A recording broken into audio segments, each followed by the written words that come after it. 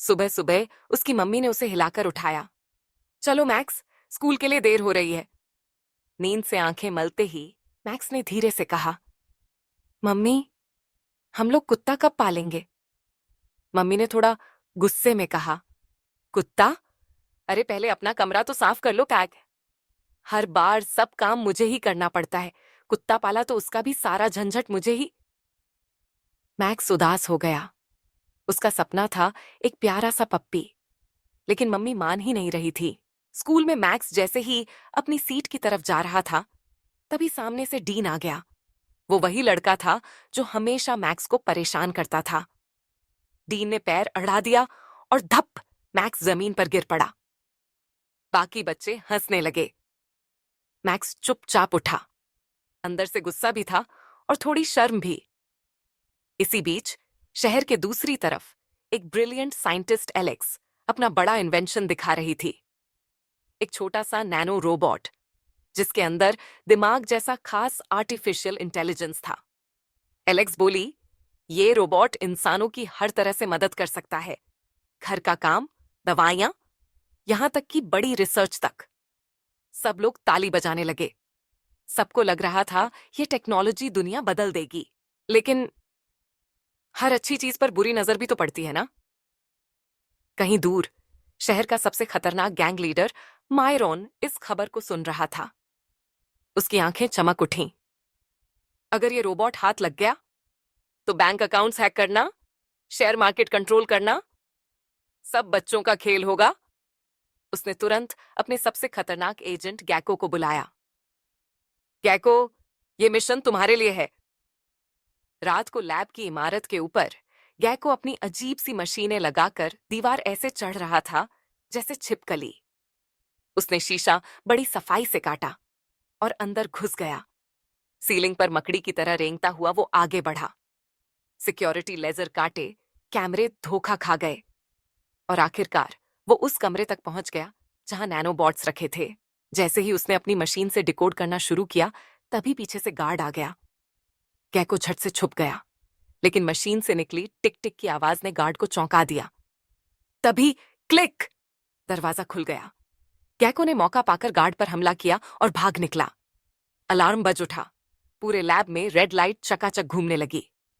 उधर मैक्स रात को अपने फेवरेट स्पॉट पर बैठा था, वही दीवार जहां वह गाने सुनते सुनते अजीब अजीब ड्राइंग्स बनाया करता था।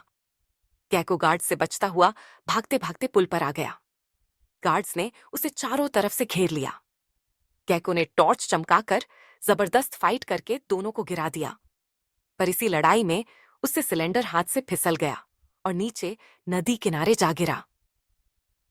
नदी के पास कौन था? हाँ, मैक्स। उसने वो सिलेंडर उठाया और बोला, ये क्या है? नया पेंट स्प्रे में उसने दीवार पर स्प्रे किया और उसकी आंखें फटी की फटी रह गईं। जो चीज वो सोच रहा था वो अपने आप दीवार पर बन रही थी। जादू जैसा लग रहा था। लेकिन जल्द ही सिलेंडर खाली हो गया और सारे नैनोबॉट्स बाहर निकलकर चारों तरफ फैल गए। मैक्स को कुछ समझ आया नहीं। उसने वो सिलेंडर वहीं छोड़ दिया। इतने में गैको आया। उसने खाली सिलेंडर उठाया और अपने बॉस मायरॉन के पास भागा। बॉस, काम पूरा। लेकिन जब मायरॉन ने वो सिलेंडर खोला तो ये क्या बकवास है? अंदर तो कुछ था ही नहीं। वो पूरा खाली था। उधर मैक्स घर लौट रहा था, थका हारा, थोड़ा सोच में डूबा हुआ। लेकिन पता है, उसके पीछे पीछे वो रोबोट कुत्ता भी चल पड़ा था। रास्ते में कुत्ते ने गलती से कूड़े का डब्बा धड़ाम से गिरा दिया। मैक्स पलटकर बोल, कौन है? और झट से कुत्ता इनविजिबल हो गया। मैक्स की धड़कनें तेज हो गईं। ओह नो, कहीं कोई पीछा तो नहीं कर रहा मेरा? वो घबराकर तेज कदमों से दौड़ते हुए घर पहुंच गया।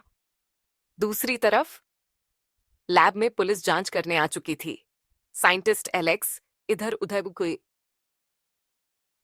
उधर घूमकर सुराग ढूंढ रही थी। उसकी साथी स्काइवा ने कहा, गार्ड्स ने कोशिश तो की, लेकिन चोर बहुत तेज था। सबको धोखा देकर भाग गया। एलेक्स के चेहरे पर गुस्सा आ गया। उसने सख्त लहजे में कहा, ये नैनो रोबोट्स मेरे बनाए हुए हैं। इन्हें ढूंढने के लिए मुझे किसी पुलिस की जरूरत नहीं। मैं खुद तलाश करूंगी। गैको उसी पुल पर वापस आया, वही जगह जहां कल रात मैक्स पेंटिंग बना रहा था। गैको ने दीवार पर नजर डाली और चौंक गया। कल यही कुत्ते की ड्राइंग थी, अब गायब है। मतलब नैनो रोबोट्स उसी लड़के के पास हैं। जैसे ही मैक्स स्कूल निकला, वो रोबोट कुत्ता गायब होकर फिर से उसका पीछा करने लगा। रास्ते में डीन और उसके शरारती दोस्त मिल गए। उन्होंने मैक्स को बिना वजह तंग किया, उसका बैग उठाकर जमीन पर पटक दिया। पेंसिल बॉक्स, कॉपियां सब बिखर गईं। बेचारा मैक्स जमीन पर बैठकर सामान उठाने लगा। तभी अजीब हुआ, उसका पेंसिल बॉक्स हवा में तैरने लगा और धड़ाम से जाकर डीन के सिर पर लगा। डीन गुस्से से लाल हो गया। वो अपने दोस्तों संग वापस आया। अब तुझे सबक सिखाते हैं। लेकिन तभी रोबोट कुत्ता इनविजिबल होकर एक्शन मोड में आ गया। उसने मैक्स का बैग ऐसे घुमाया मानो वो कोई मार्शल आर्ट मास्टर हो। 3 शरारती लड़कों को उसने अच्छे से चकमा दे दिया। मैक्स पहली बार हीरो जैसा दिखा और यह सब देख रही थी सोनिया। उसे देखकर लगा जैसे किसी फिल्म का सीन हो।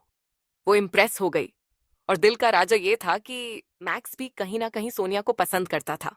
उधर लैब में एलेक्स सीसीटीवी रिकॉर्डिंग देख रही थी। गैको का फाइटिंग स्टाइल देखकर वो बोली, वाह, इसे तो मैं अपनी सिक्योरिटी टीम का हेड बना सकती हूँ। लेकिन इसके साथ ही उसने एक खास डिवाइस भी बनाई। ऐसा डिवाइस जो नैनो रोबोट्स को डीएक्टिवेट कर सकता था। दूसरी तरफ मैक्स एक बुक स्टोर में गया।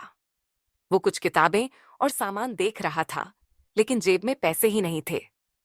दुकानदार ने ऊंची आवाज में कहा, अरे बच्चा, जो चीज उठा रहा है उसके पैसे हैं तेरे पास? मैक्स झेंप गया। तभी रोबोट कुत्ते ने शरारत कर दी, कंचों का पैकेट फोड़ दिया। दुकानदार धड़ाम से फिसल पड़ा। मैक्स ने मौका देखकर तुरंत भाग लिया। गुस्से में दुकानदार उसके पीछे दौड़ा। तभी कुत्ते ने उसकी पैंट नीचे खींच दी। लोग हंसने लगे और दुकानदार वहीं रुक गया। एलेक्स को फिर उसी एरिया से नैनो सिग्नल मिला। वो फटाफट दुकान पर पहुंची और बोली, सीसीटीवी फुटेज दिखाइए। दुकानदार बोला, वारंट है? नहीं है तो जाओ यहां से। लेकिन एलेक्स कौन थी? गजब की साइंटिस्ट। अपने स्मार्ट ब्रेसलेट से उसने चुपके से सारी रिकॉर्डिंग कॉपी कर ली। शाम को मैक्स वापस उसी ब्रिज पर पहुंचा। उसने दीवार देखी। अरे, कल जो कुत्ते की ड्राइंग बनाई थी वो गायब है। और तभी वो रोबोट कुत्ता उसके सामने प्रकट हो गया। मैक्स डर के मारे धड़ाम से नीचे गिर पड़ा। कुत्ते ने इंसानी आवाज में कहा, डरो मत मैक्स, मैं तुम्हारे लिए आया हूं। अगर कोई दिक्कत है तो मुझसे कहो। गहरी सांस लो और रिलैक्स करो। लेकिन मैक्स घबराया हुआ था। वो वहां से भाग गया और घर पहुंचकर बिस्तर पर लेट गया। ये कैसा अजीब कुत्ता था यार, शुक्र है मैं बच गया। लेकिन सरप्राइज, वो रोबोट कुत्ता तो अभी भी उसके कमरे में खड़ा था। उसने कहा, मैक्स, मैं नैनो बॉट्स से बना हूं और मैं तुम्हारे मालिक की तरह तुम्हारी मदद करने के लिए तैयार हूं।